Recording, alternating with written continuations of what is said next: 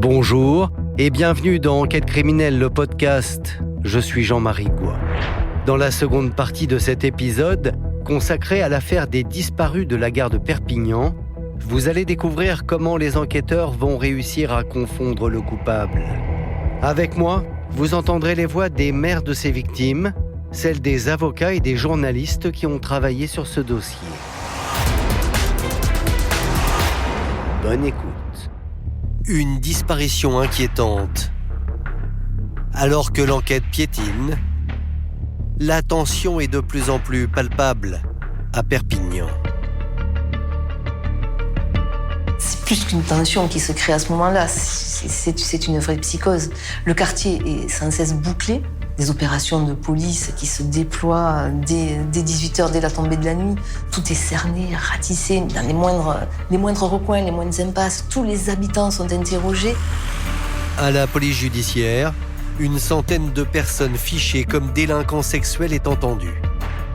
Sans résultat.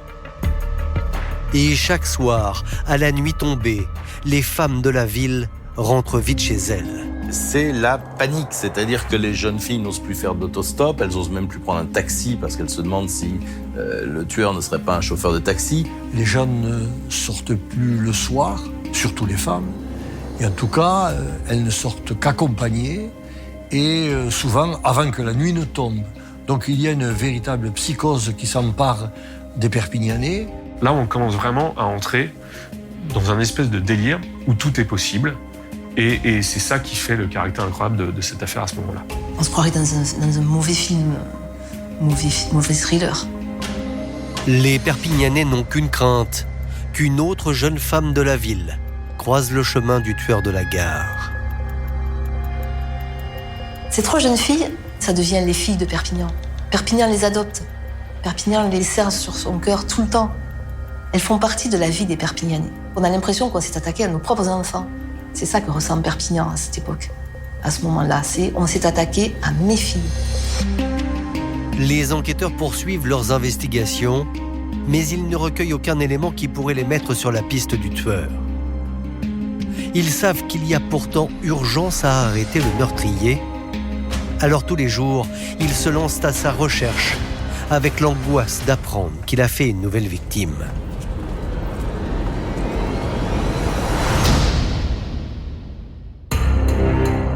Alors, quand le 9 février 2001, les policiers sont informés qu'une jeune femme a de nouveau disparu, ils se sentent totalement désemparés. Dès qu'on apprend la disparition de Fatima Hidraou, c'est forcément le tueur de la gare qui est revenu. Parce que Fatima Hidraou a emprunté, elle aussi, à la nuit tombée, le chemin qui avait été suivi par Mokhtaria, probablement Tatiana et Marie-Hélène. Et donc, tout le monde dit, ça y est, c'est lui, il a de nouveau frappé. Là encore, Fatima Hidraou, tout juste âgée de 19 ans, ressemble énormément aux autres victimes. Fatima, c'est encore une fois la même fille. Le même portrait craché. Elle ressemble aux autres victimes. Encore une gamine, toujours pareille, une brune, pareil, les cheveux longs, une chevelure magnifique, tout ondulée. Fatima travaillait ici au moment de sa disparition, sur cette zone commerciale. Et pour une fois, depuis le début de l'enquête, les policiers vont tomber sur un indice décisif. Quelques jours après sa disparition, on retrouve sur le parking d'une zone commerciale un bulletin de paye qui est à son nom. Le soir venu, ce 9 février 2001, le directeur d'un magasin se souvient d'avoir assisté, sur le parking de la zone commerciale, à une scène étrange. Il a vu une voiture s'arrêter, il a vu un couple se disputer, il a vu la passagère tenter de sortir, il a vu une jambe de femme, la portière qui claque, et la voiture repartir. Et le commerçant qui a assisté à cette scène a eu la présence d'esprit de noter la plaque d'immatriculation de la voiture. Les enquêteurs immédiatement se mettent à passer au fichier tous les propriétaires d'Opel avec un numéro d'immatriculation qui se rapproche. Et de fil en aiguille, on va découvrir qui était au volant de ce véhicule, un certain Marc Delpech. Marc Delpech n'est pas connu des services de police. Et à Perpignan, tout le monde l'apprécie. Cet homme marié de 33 ans est le propriétaire d'un bar très fréquenté par des étudiants. Les enquêteurs décident de l'interpeller.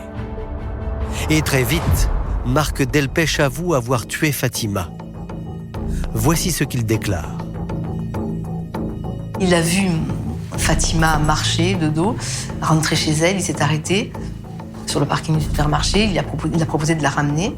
Elle est montée dans la voiture et là... Il l'a tuée, probablement parce qu'elle se refusait à lui alors qu'il l'avait prise en stop dans sa voiture.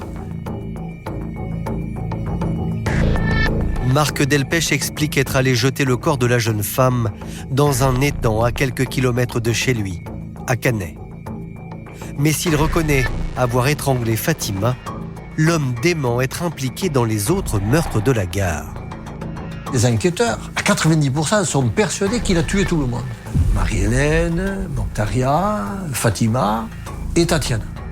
D'autant plus que certains éléments retrouvés au domicile de Marc Delpech trahissent son intérêt morbide pour ces crimes.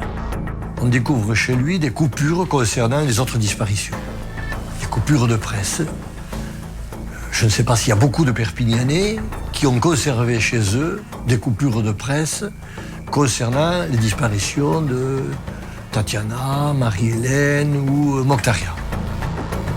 Mais c'est surtout l'ordinateur du suspect qui va parler.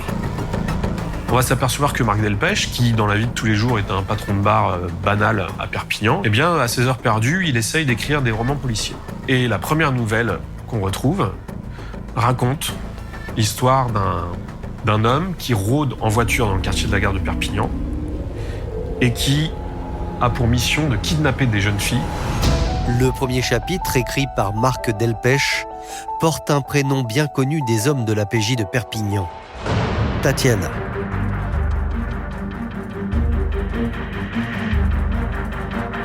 Et la lecture de ce roman fait plutôt froid dans le dos.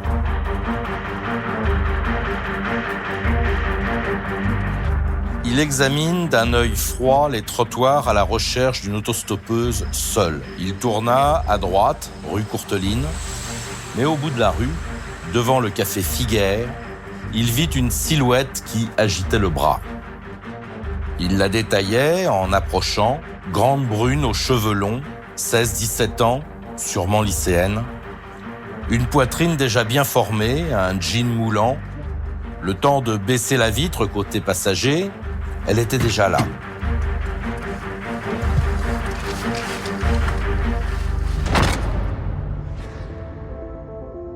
Moi, l'impression que j'ai, il est en train d'écrire ce qui s'est réellement passé.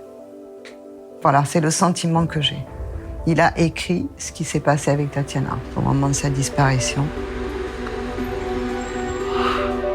Des articles de presse, un roman. Les policiers en sont persuadés, ils tiennent le coupable. Seulement, aucun élément matériel ne permet de relier Marc Delpech à la disparition de Tatiana. Pas plus, d'ailleurs, qu'au meurtre de Mokhtaria et de Marie-Hélène. L'homme est donc jugé pour le seul assassinat de Fatima Hydraou, devant la cour d'assises de Perpignan, en 2004. Et il est condamné à 30 ans de réclusion criminelle.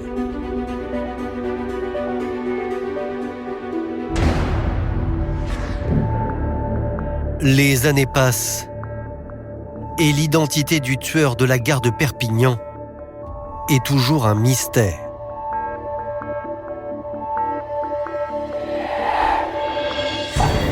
Il faut attendre 2012, soit 15 ans après le premier meurtre, pour qu'une nouvelle juge d'instruction décide de faire réanalyser tous les scellés. Les progrès scientifiques ont fait que les recherches d'ADN sont aujourd'hui plus faciles. On peut retrouver de l'ADN à partir d'un substrat très faible. À partir de 2012, avec un ADN très partiel, on peut reconstituer un ADN complet. Et la science va apporter l'élément qui manque aux enquêteurs depuis plus de 15 ans. La preuve irréfutable.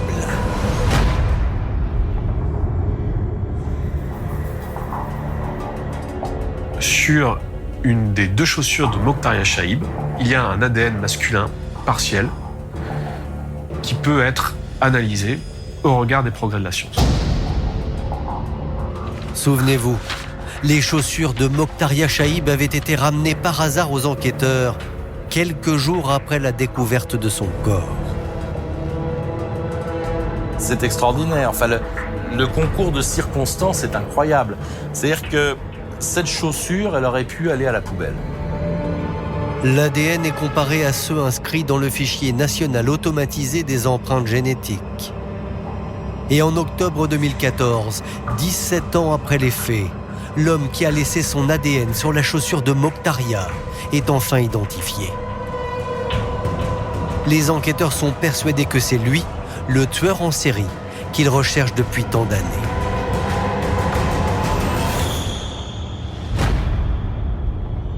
Là, son nom sort. C'est presque un miracle quand même à ce moment-là. 17 ans après, le tueur de la gare, démasqué. Le tueur de la gare s'appelle Jacques Rançon.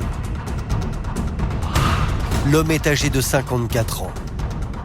Et à la grande surprise des enquêteurs, il ne correspond absolument pas au profil qu'ils avaient imaginé. Ils avaient imaginé, pour certains en tout cas, une sorte de notable à la double personnalité, bien intégré le jour, qui inspire confiance, et puis psychopathe la nuit. Jacques Rançon, il est à l'opposé du profil recherché, du profil dressé par les expertises, du profil dressé par les profilers, de l'homme que tout le monde attend, de l'homme que tout le monde recherchait finalement. Le Rançon, c'est monsieur tout le monde, c'est pas quelqu'un qui a des compétences particulières en médecine. C'est tout qui s'effondre là. Toute l'hypothèse, le profil s'effondre, les théories s'effondrent. Du coup, on n'est plus sur du bistouri. Les enquêteurs cherchaient un médecin capable d'attirer ses victimes en usant de son charme. Jacques Rançon est bien différent. Il n'a pas le profil d'un grand séducteur. Il n'émane pas de lui un charme particulier, ni quelque chose qui attire l'attention. C'est quelque chose d'assez commun, je dirais, d'un personnage assez ordinaire. Oui, rien de particulier, rien qui accroche la lumière quelque part. Hein. Les enquêteurs se disent, mais on n'a pas dû chercher au bon endroit pendant toutes ces années, puisqu'effectivement, on s'attendait à Hannibal Lecter, le tueur du Silence des Agneaux, et on se retrouve avec un type qui, à ce moment-là, vient de sortir de prison pour un délit qu'il avait commis, et il habite dans un foyer, et il ressemble à un clochard, en fait. Jacques Rançon, c'est un pauvre gars. Le 14 octobre 2014, soit 17 ans après le meurtre de Mokhtaria Chaïb, Jacques Rançon est placé en garde à vue. Face à eux, les policiers ont un homme au lourd casier judiciaire. En 1992, Jacques Rançon a été condamné pour viol. Et après 5 ans d'incarcération à la prison d'Amiens, il décide de s'éloigner de sa région natale.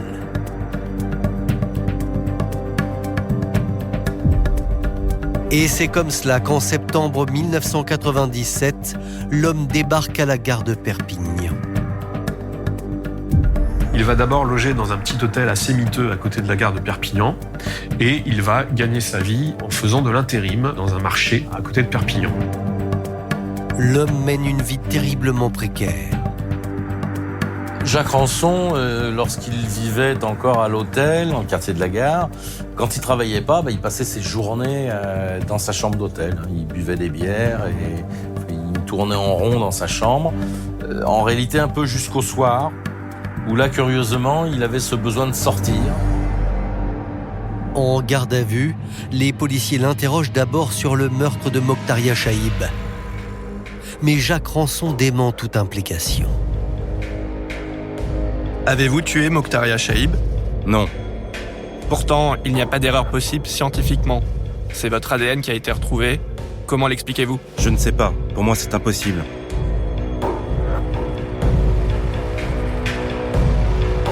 Les heures passent et les policiers enchaînent les questions.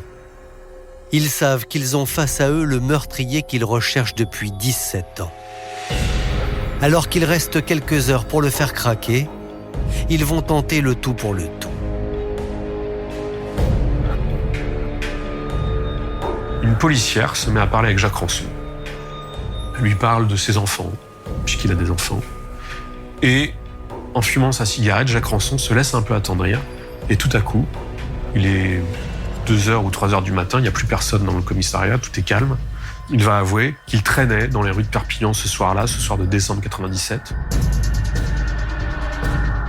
Il avait un couteau dans la poche arrière de son jean. Et puis, vers 22 ou 23h, il a vu cette jeune femme qui avançait vers lui.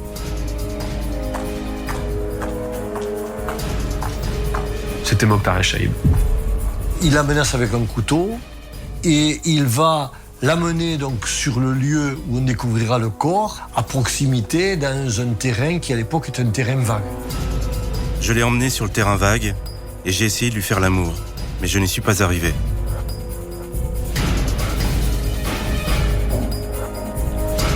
Et comme Mokhtaria a résisté, Jacques Rançon l'a tué. Elle menaçait de prévenir la police et criait.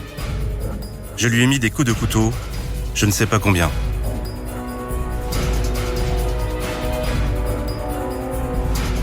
Dans les locaux de la PJ, Jacques Rançon raconte son meurtre froidement. Seulement une question reste en suspens. Pourquoi a-t-il mutilé à ce point Mokhtaria Chaïb ? Elle explique simplement qu'il souhaitait effacer ses traces. Il a fait ça pour enlever les parties, les organes qui pouvaient porter son ADN, en fait. C'était juste pour se préserver, pour ne pas être identifié. Donc pour ne pas être arrêté. Pourtant, en 1997, lorsqu'il tue Mokhtaria Chaïb, la recherche ADN n'en est qu'à ses balbutiements. Je pense qu'il dit n'importe quoi, qu'il a pris du plaisir à faire les mutilations et qu'il ne l'a pas fait dans un but utilitaire, comme il le dit, mais tout simplement pour son plaisir. Et ça, je pense que c'est encore plus horrible. Une chose est certaine, le récit de Jacques Rançon ne colle pas avec les conclusions des médecins légistes. Le rapport d'autopsie disait qu'il fallait 1h30 pour commettre ces mutilations. Selon Jacques Rançon, ça n'a pas duré plus d'un quart d'heure. Le rapport d'autopsie disait qu'il fallait un éclairage ajusté pour commettre ces mutilations. Jacques Rançon a dit que la lune était pleine cette nuit-là et que ça lui a suffi comme éclairage. Jacques Rançon est immédiatement mis en examen pour le viol et l'assassinat de Mokhtaria Chaïb.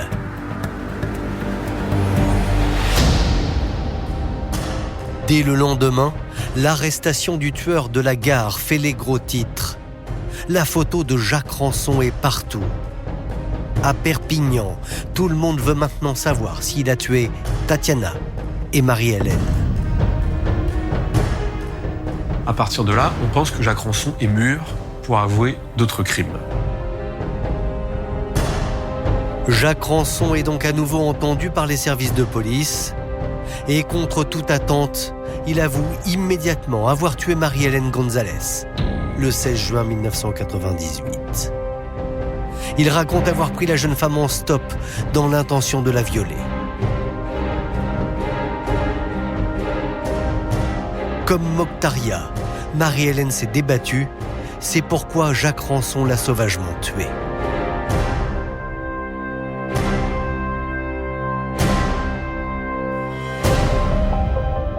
La mère de Marie-Hélène est immédiatement avertie des aveux de l'assassin de sa fille. Eh bien, si j'aurais été là, je l'aurais massacré moi-même. Je l'aurais tué de mes propres mains. Je l'aurais tué. Mais bon, il faut que cette pourriture paye pour le mal qu'il nous a fait et le mal qu'il a fait à ma fille et aux autres victimes. Et pour tout le mal qu'il nous a fait à mon mari, à mes enfants et à moi. Il nous a tout détruit, il nous a tout enlevé. Il ne nous restait plus rien. Avec les aveux de Jacques Rançon, ce sont plus de 17 ans d'enquête qui sont enfin résolus.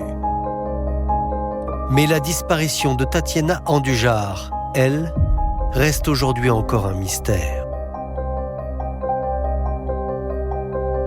Quand Rançon a été arrêté, dans l'ombre de quelques jours, je me suis dit peut-être que c'est lui aussi pour Tatiana, peut-être qu'on tient le tueur en série, même si on n'avait pas de corps pour Tatiana, mais on ne savait pas.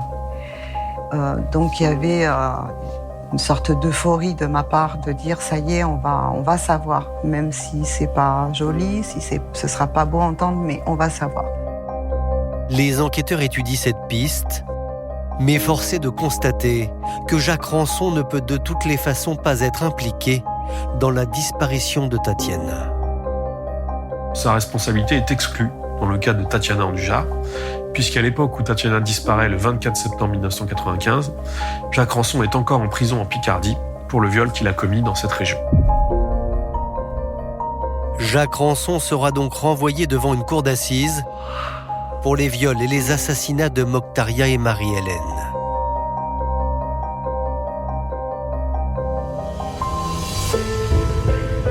Le 14 février 2018, à la veille de l'ouverture du procès du tueur de la gare, lors d'une conférence de presse, Concepción González, soutenue par la mère de Tatiana, exprime son désespoir. La paix, on n'aura jamais de la vie. Jamais. Ça sera gravé dans nos têtes jusqu'à la fin de nos jours. Il nous a détruit la vie. Il nous a enlevé notre enfant. Non. Pour cette femme, l'idée de rencontrer au procès l'assassin de sa fille est insupportable. Et pourquoi elle a tué ma petite fille? Pourquoi elle a tué? Pourquoi il lui a fait tout ce que lui a fait? Merde! Il me l'avait tué complètement. On va arrêter, elle va... Ouais. Je sais pas si je peux tenir le coup. Il faut que j'existe de toute façon. Mais je sais pas si je peux tenir le coup.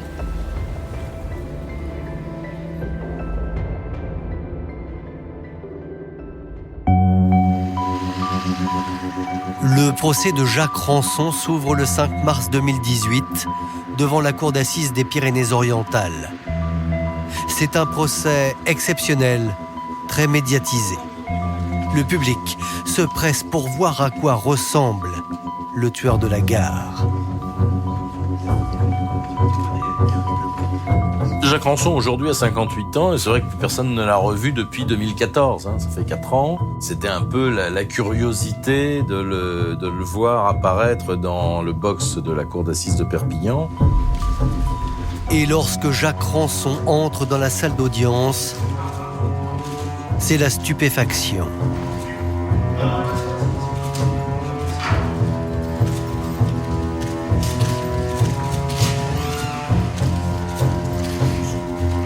Il fait vraiment très négligé, avec un t-shirt jaune orangé, avec une espèce de veste, les cheveux longs, gras.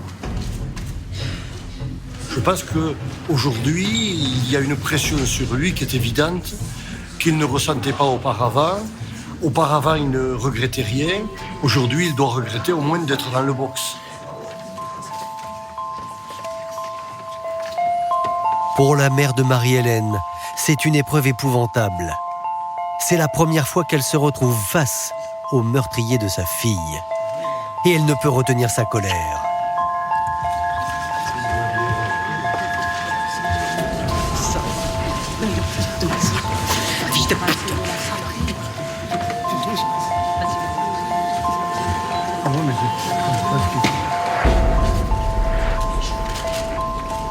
Dans le box des accusés, Jacques Rançon, lui, reste impassible, le regard vide. La cour! Jacques Rançon est rapidement entendu sur les faits qui lui sont reprochés. Il explique alors froidement pourquoi il en est venu à tuer Mokhtaria et Marie-Hélène. Il tue parce que ses victimes ont tenté de s'enfuir et surtout de résister. Donc ils sont opposés. Donc on peut imaginer pour Marie-Hélène qu'elle ait résisté de manière encore plus forte et que ça ait déclenché chez lui une sauvagerie encore plus importante. Il y a quand même un mode opératoire qui se répète d'un crime à l'autre. Il a la psychologie d'un tueur en série selon les experts, donc oui, il est qualifié dans les rapports d'experts de tueur en série. On n'a pas la sensation de quelqu'un, en tout cas on a l'impression qu'il n'a pas conscience d'agresser ces personnes. Il ne dit pas qu'il a violé ou qu'il a essayé de violer Mokhtaria, plus précisément. Il dit qu'il a voulu lui faire l'amour. Et lorsqu'on le questionne sur les mutilations, l'homme raconte ne plus avoir aucun souvenir. Le côté violeur ne le dérange pas, c'est le côté dépeceur qui le dérange. Donc, il est prêt à admettre limite tous les viols possibles et imaginables si on ne le traite pas d'autre chose derrière. C'est un tueur en série, c'est un sadique, pervers, qui prend du plaisir à faire souffrir ses victimes, qui est extrêmement dangereux et qu'il faut mettre définitivement hors d'état de nuire. Le 26 mars 2018, au terme de 3 semaines d'audience, les jurés rendent leur verdict et condamnent Jacques Rançon à la réclusion criminelle à perpétuité, assortie d'une période de 22 ans de sûreté. Mais aujourd'hui, une question reste toujours en suspens. Est-il possible que Jacques Rançon ait fait d'autres victimes ? Pour l'instant, il n'y a pas de suite. Mais moi, je pense qu'il est tout à fait possible que l'individu comme lui, qui est un récidiviste, ait continué à tuer après Marilène Gonzalez.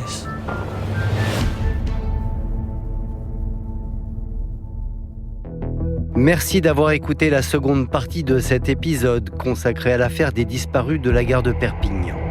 Jacques Rançon sera condamné 2 fois à la réclusion criminelle à perpétuité, en 2018 pour les meurtres de Perpignan, puis en 2022 en appel pour le meurtre d'Isabelle Ménage. N'hésitez pas à vous abonner à ce podcast afin de recevoir chaque semaine un nouvel épisode. Je vous dis à bientôt.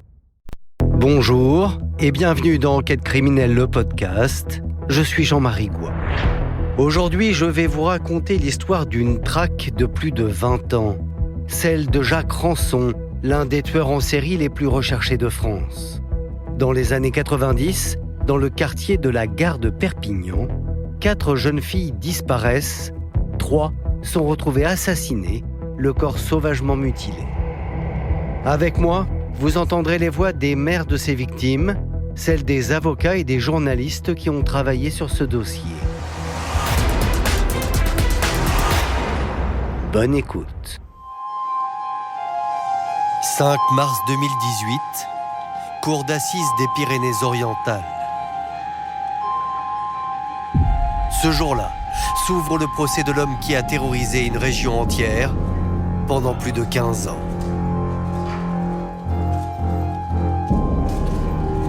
Voici l'un des rares tueurs en série que la France ait connu.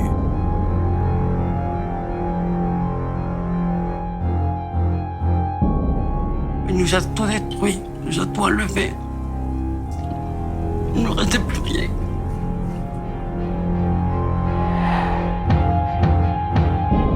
C'est l'épilogue tant attendu d'une incroyable énigme judiciaire, l'histoire des disparus de la gare de Perpignan.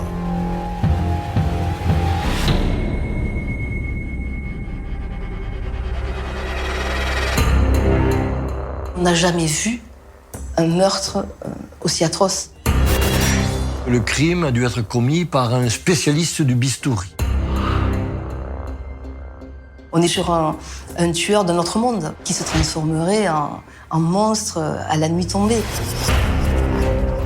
Et bien s'il aurait été là, je l'aurais massacré moi-même. Je l'aurais tué de mes propres mains. Pendant 1 an et demi, j'ai vécu sur mon canapé en pleurant et en attendant le coup de téléphone. Ils ont le sentiment que l'homme peut récidiver à n'importe quel moment. Tout le monde dit, ça y est, c'est lui, il a de nouveau frappé.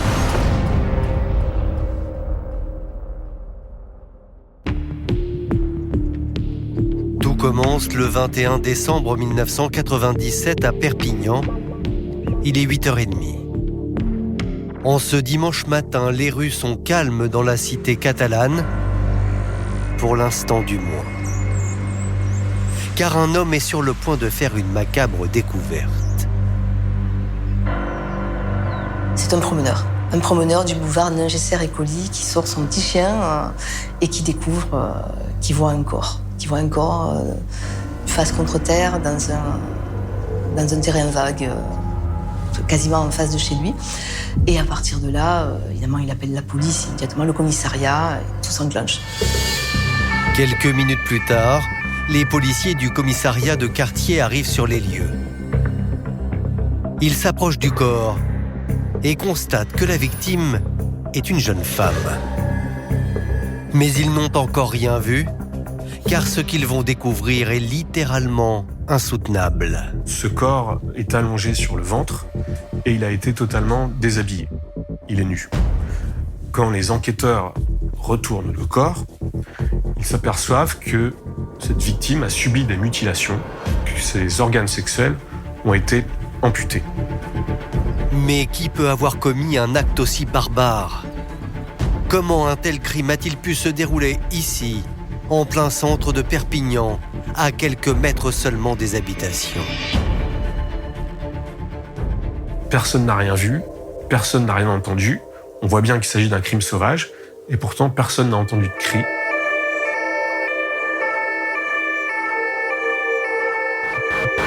La scène de crime est si insupportable que le substitut du procureur va être pris d'un malaise. C'est vous dire le spectacle atroce que c'était.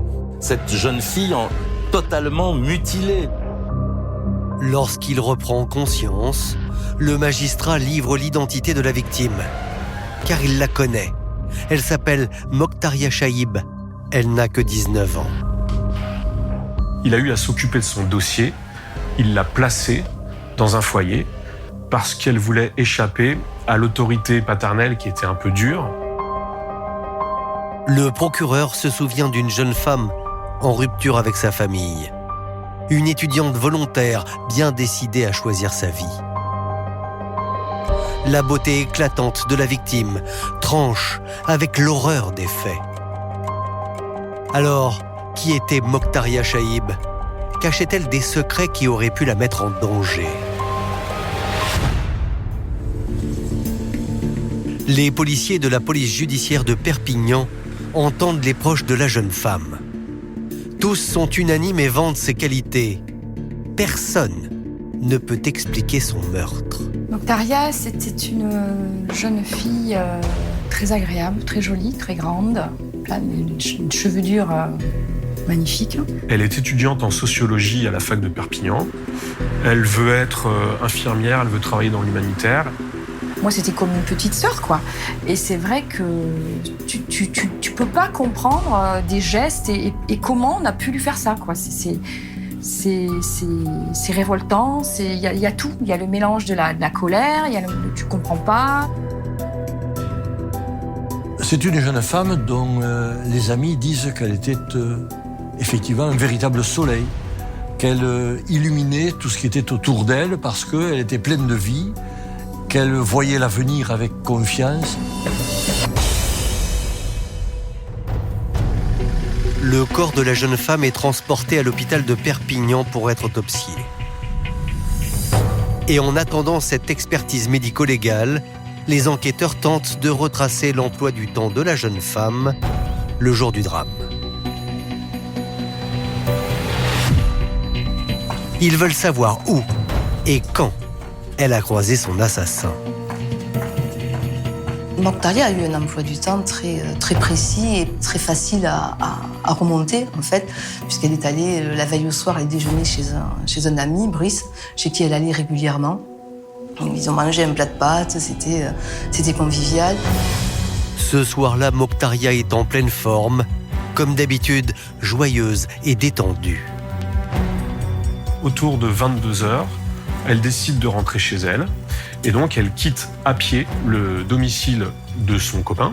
Et elle a une quarantaine de minutes à marcher entre le domicile de son ami et sa chambre à la cité universitaire. Pour rentrer chez elle, Mokhtaria a sans aucun doute emprunté la rue Courteline, située près de la gare. Un trajet dont elle a l'habitude. Elle peut emprunter cette voie tout à fait normalement, parce que ça n'est pas un coupe-gorge. Tout est éclairé, c'est les lumières de la ville, ça va, qu'on n'est pas dans une impasse toute noire. Donc elle est rentrée normalement, je pense, elle devait rentrer normalement à la maison, quoi. Seulement les policiers ne trouveront aucun témoin ayant croisé Mokhtaria ce soir-là. Alors évidemment, toutes les hypothèses sont envisagées. On peut se poser la question dans un premier temps, est-ce qu'elle a fait du stop ? Est-ce qu'elle est montée dans la voiture de quelqu'un qu'elle connaissait ? Ou est-ce qu'elle a fait tout le chemin à pied et que sur ce chemin, elle a fait une mauvaise rencontre ? Pour les policiers de la police judiciaire de Perpignan, c'est l'impasse. Ils n'ont pas de témoins et aucun indice. Seules les chaussures de la victime ont été découvertes dans le jardin d'une maison à proximité du terrain vague. Seulement les analyses ADN effectuées ne donnent rien. C'est le médecin légiste qui va apporter des informations cruciales pour l'enquête. Mokhtaria a été tuée, il y a des coups de couteau, manifestement. Elle a été plus ou moins étranglée. En tout cas, il y a des coups qui ont été portés à la tête. Ça, c'est manifeste d'emblée.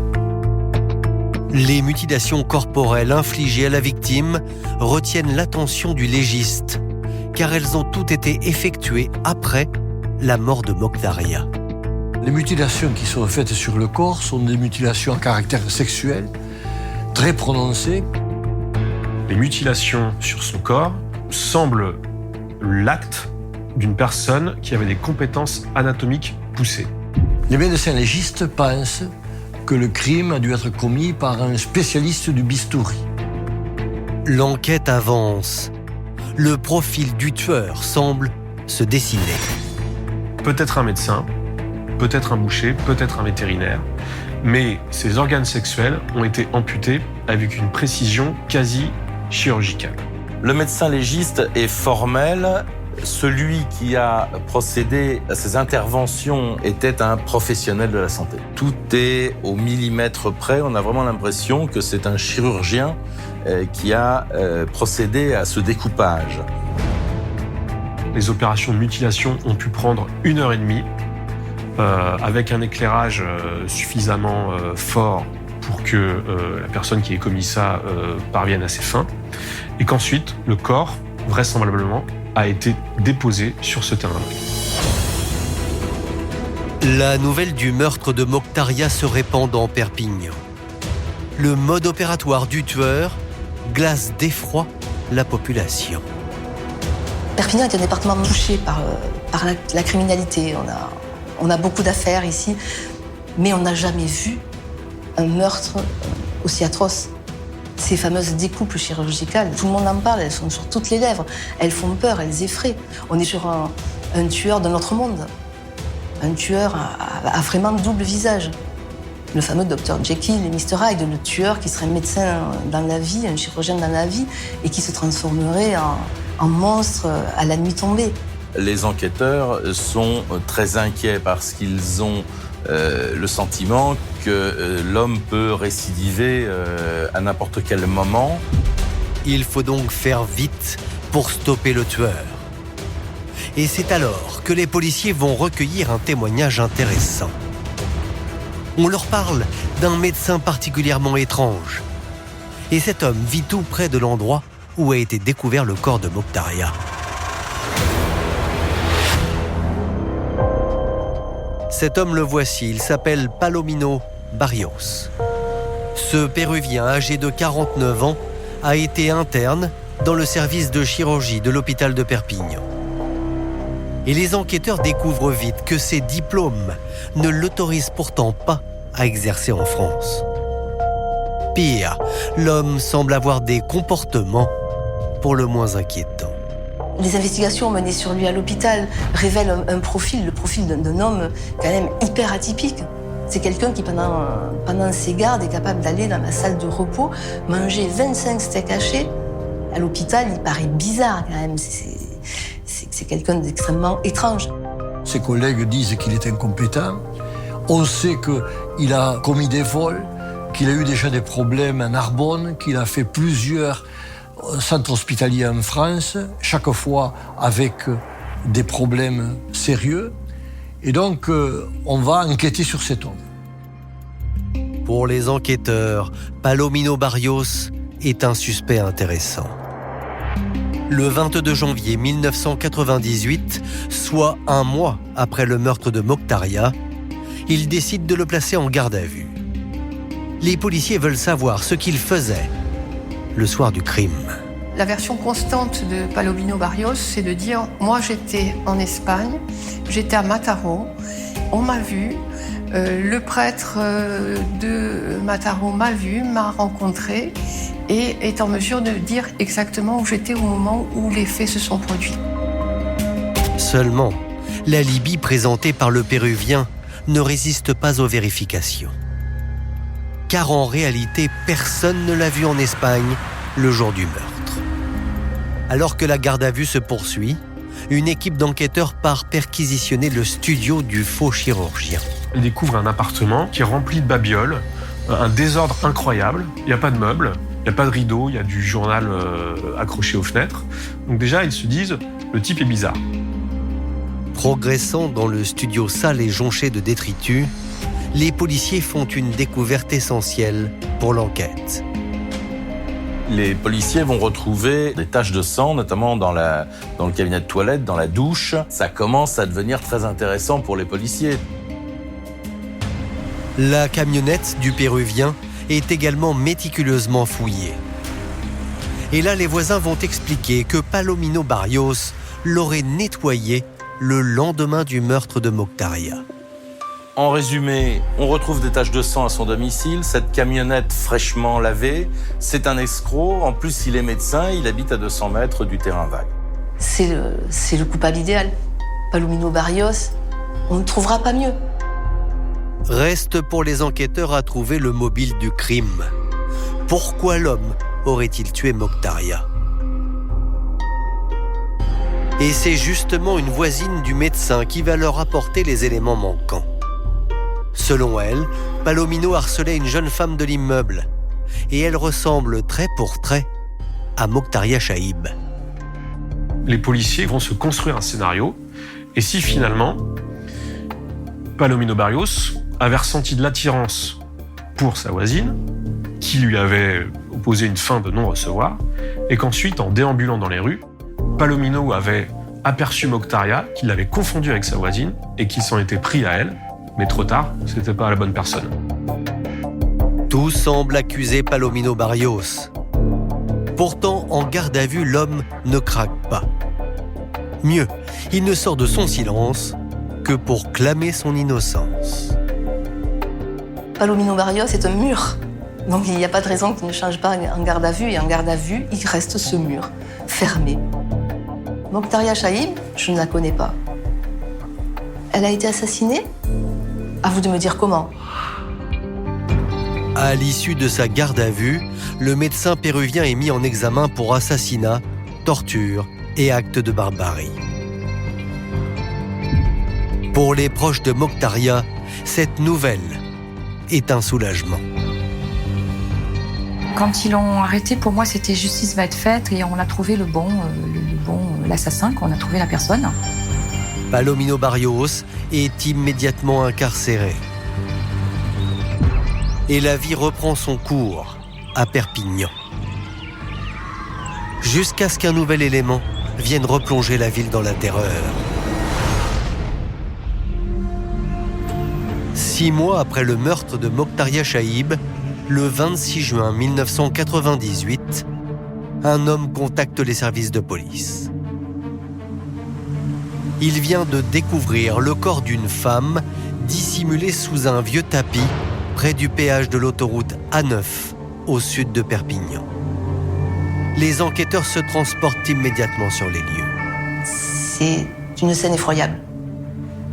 La victime, sans nom, sans tête, sans main, on lui a tout coupé, sans partie génitale. Elle a également été éviscérée cette fois. Et Ses viscères sont retrouvés dans un sac plastique à quelques dizaines de mètres. Et là, c'est effroyable. Comme celui de Mokhtaria Chaïb, le corps est totalement dénudé. Tout le monde fait le rapprochement, sauf que c'est encore plus barbare. Grâce au registre des personnes disparues, les policiers font immédiatement le rapprochement avec une jeune femme de 22 ans, Marie-Hélène González. Cela fait 10 jours que plus personne n'a de ses nouvelles. Les enquêteurs doivent maintenant prévenir les parents de la jeune femme. On m'avait amené au poste de police à Perpignan. Ils avaient trouvé des affaires. Parce que je connaissais quelques affaires. Et il n'y avait rien. J'étais contente, parce que j'étais contente. Je disais, non, c'est pas ma fille, non, c'est pas elle. Parce qu'il n'y avait rien qui correspondait. Je suis sortie à mon mari, non, c'est pas elle, c'est pas notre fille. Et puis là,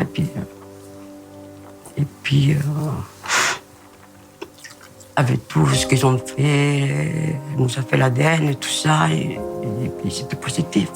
Donc c'était notre fille.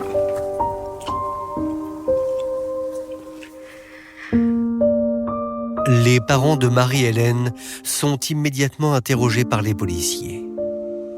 Et ils expliquent que leur fille a disparu alors qu'elle revenait d'un week-end à Argelès-sur-Mer. Elle m'avait téléphoné pour me dire qu'elle rentrait à 9h. Je lui ai dit que je ne pourrais pas aller la chercher parce que justement je ne pouvais pas. Elle m'a dit, t'inquiète pas, je me débrouillerai. Donc moi je vois 9h, 9h30, 10h. Et je ne vois pas arriver, je dis, qu'est-ce qui se passe? La mère de Marie-Hélène se souvient avec une grande émotion de cette soirée d'angoisse. Mon mari, on aurait dit qu'il sentait quelque chose ce jour-là parce qu'il n'était pas bien. Il avait son corps qui tremblait, tout tremblait, tout son corps. Et puis il me dit, ouais, Marie-Hélène, elle n'est pas rentrée. Je lui dis, t'inquiète pas, elle ne va pas tarder, elle va toucher quelqu'un. On est parti au lit, vers minuit et demi à peu près, on est parti au lit. Et le lendemain matin, quand j'ai fait ça, vite dans sa chambre, elle n'était pas rentrée. Là, je commence à m'inquiéter. Alors, qu'a fait Marie-Hélène le soir de sa disparition? Elle prend le train vers 20h d'Argelès, elle arrive vers 21h05, 10 à Perpignan. Elle va sortir sur le parvis de la gare SNCF de Perpignan. La jeune femme se serait ensuite arrêtée dans un bar avant de se diriger, 1 heure plus tard, vers le café Figuère.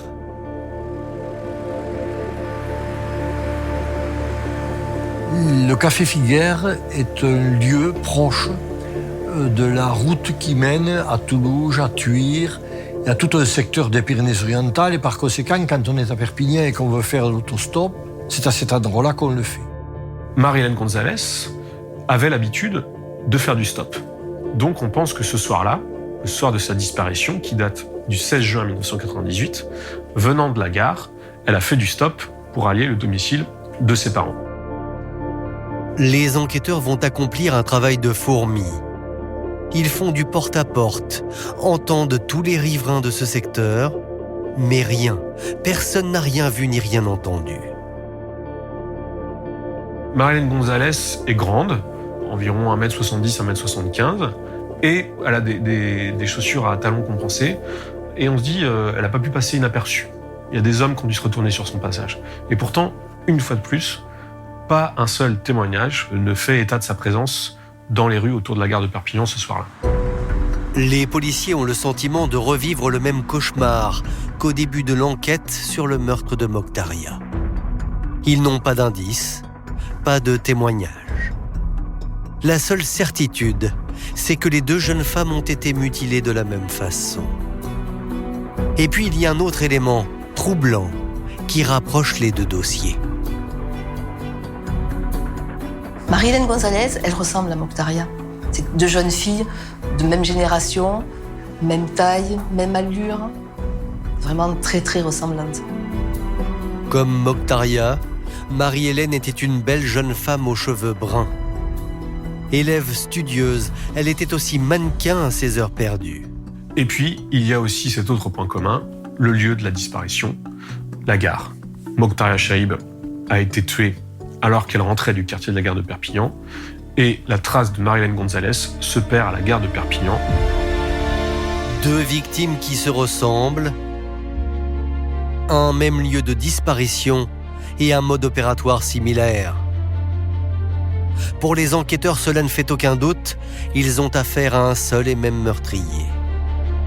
Le spectre d'un tueur en série repérant ses proies autour de la gare de Perpignan commence à hanter la cité catalane. À ce moment-là, forcément, il y a une psychose qui s'installe à Perpignan. On évite le quartier de la gare, encore plus à la nuit tombée, parce que ça devient le triangle maudit. Dans la presse locale, l'avenue qui mène à la gare de Perpignan est baptisée le boulevard de la mort. Alors, qui est l'homme qui rôde sur ce boulevard de la mort et qui tue avec une violence inouïe? Les enquêteurs vont devoir se rendre à l'évidence. Le tueur en série qu'ils recherchent ne peut être Palomino Barrios. Car souvenez-vous, le médecin péruvien est incarcéré au moment du meurtre de Marie-Hélène Gonzalez. Il est donc mis hors de cause et libéré. Alors si ce n'est pas Palomino Barrios, qui a pu commettre ces meurtres atroces? Pour les policiers, il faut reprendre l'enquête à zéro. Plus de 6 mois après le premier meurtre, les enquêteurs sont à la recherche d'une nouvelle piste et décident d'abattre une nouvelle carte. Les policiers de la police judiciaire de Perpignan essayent de retrouver des dossiers qui pourraient éventuellement faire l'objet de rapprochements. Donc ils vont fouiller dans leurs archives. Et il y a une disparition qui les intrigue. Elle date du 25 septembre 1995. Il s'agit d'une lycéenne de 17 ans, brune, grande et jolie, qui s'est littéralement volatilisée, exactement comme Mokhtaria et comme Marie-Hélène. Elle s'appelle Tatiana Andujar et elle a aussi disparu dans le quartier de la gare de Perpignan.